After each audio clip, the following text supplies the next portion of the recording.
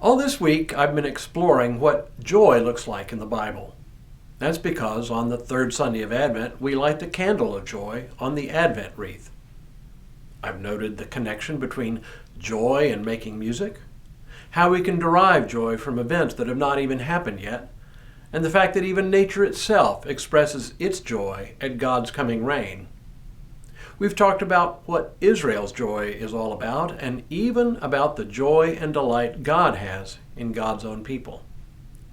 Today, as we complete our journey through joy, we'll talk about Paul's joy.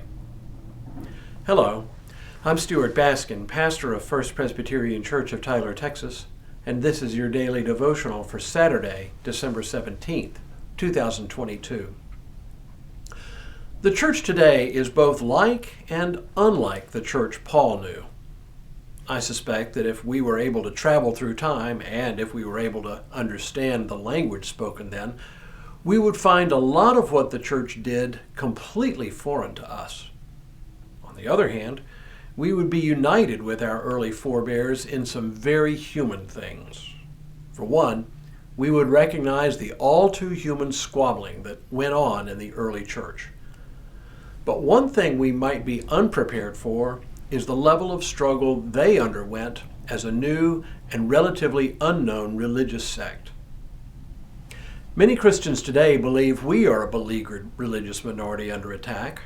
Personally, I don't buy into that narrative, at least not compared with the situations facing our sisters and brothers in other parts of the world, and certainly not in comparison with the earliest Christians, for whom membership in the church often meant social ostracization, economic hardship, and occasionally even physical attack or even death.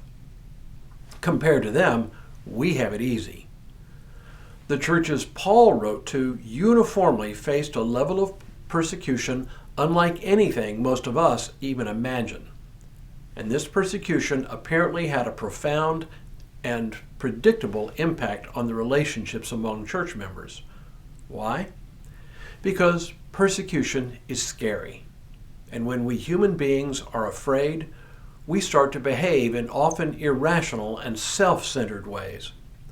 Fear can drive people to adopt rigid opinions, closing themselves off from the opinions and perspectives of others. That seems to have been true in Philippi, one of the churches Paul had founded. He himself was apparently in prison when he wrote this letter. He was no stranger to the stresses and fears that come with persecution.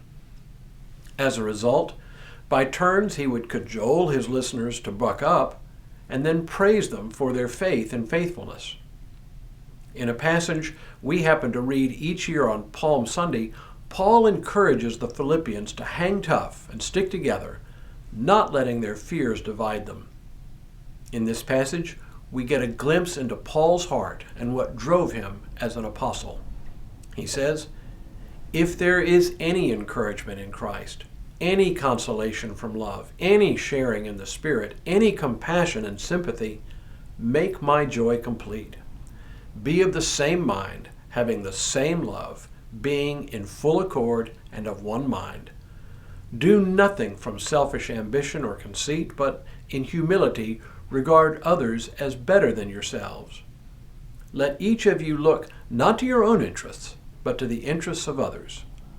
Let the same mind be in you that was in Christ Jesus, who, though he was in the form of God, did not regard equality with God as something to be exploited, but emptied himself, taking the form of a slave, being born in human likeness. And being found in human form, he humbled himself and became obedient to the point of death, even death on a cross." Make my joy complete. It is clear that Paul's joy is in the ability of the church not just to endure suffering, but to thrive. His joy is the hope that the Philippians would not let their fears divide them, but would remain united in their faith in Jesus Christ in the face of opposition. Be of the same mind, he says, having the same love, being in full accord and of one mind. Look, it is only human to let our fears get the best of us. But for Paul, overcoming fear and maintaining unity in spite of differences was his hope for the Philippian congregation, and to the extent that they could achieve it, his cause for joy.